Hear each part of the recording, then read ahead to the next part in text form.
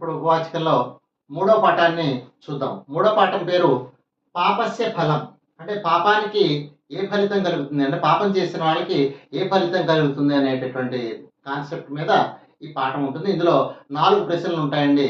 దీని నుంచి ఎగ్జామ్కి 2 ఇవ్వడం జరుగుతుంది. ఆ ప్రశ్నలు 4 కూడా చూద్దాం. వణిజోహ మైత్రి కీదృశి. వణిజోహ మైత్రి కీదృశి అంటే వ్యాపారుల యొక్క మైత్రి ఎటువంటిది?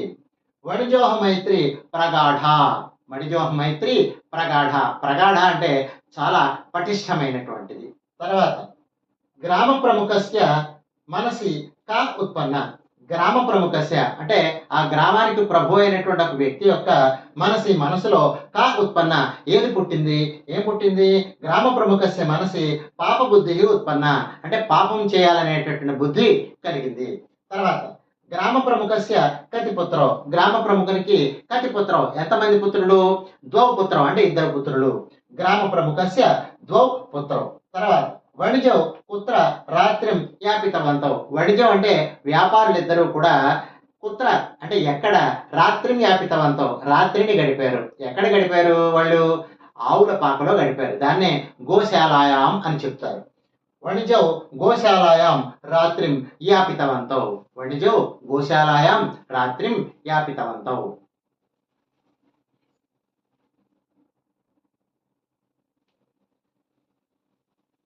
ఇప్పుడు 4వ పాఠం చూద్దాము. 4వ పాఠం ఏమిటంటే దానశూరః శిబిః. ఇందులో 2 ప్రశ్నలు. మొదటి ప్రశ్న అగ్ని కిం రూపం అవాప్తవాన్. అంటే అగ్నిదేవుడు ఏ రూపాన్ని ధరించాడు? అగ్ని కపోత రూపం అవాప్తవాన్ అంటే కపోత రూపాన్ని అంటే పావురం రూపాన్ని ధరించాడు. తర్వాత కహ సర్వేషాం అపి ప్రాణినాం ఆధారభూతః. అంటే ఏది అన్ని ప్రాణులకు కూడా ఆధారభూతమై ఉన్నది? అంటే ఆహార సర్వేషామపి ప్రాణినాం ఆధారభూతః అంటే అన్ని ప్రాణులకు కూడా ఆధారభూతమైనది ఏమిటి అంటే ఆహారము. తర్వాత 5వ పాఠం చూద్దాం. 5వ పాఠం పేరు మైత్రి అంటే స్నేహం అన్నమాట అండి. స్నేహం యొక్క విలువ తెలియజెప్పేటటువంటి పాఠం ఇది. కహ అమాత్య రాక్షసస్య మిత్రం. అమాత్య రాక్షసునికి మిత్రుడు ఎవడు? ఎవడు అమాత్య రాక్షసునికి మిత్రుడు అంటే చందనదాస అమాత్య రాక్షసస్య మిత్రం. అంటే చందనదాసు అమాత్య రాక్షసునికి మిత్రుడు. 2వ ప్రశ్న చాణక్య చందనదాసం కుత్ర స్థాపితవాన్.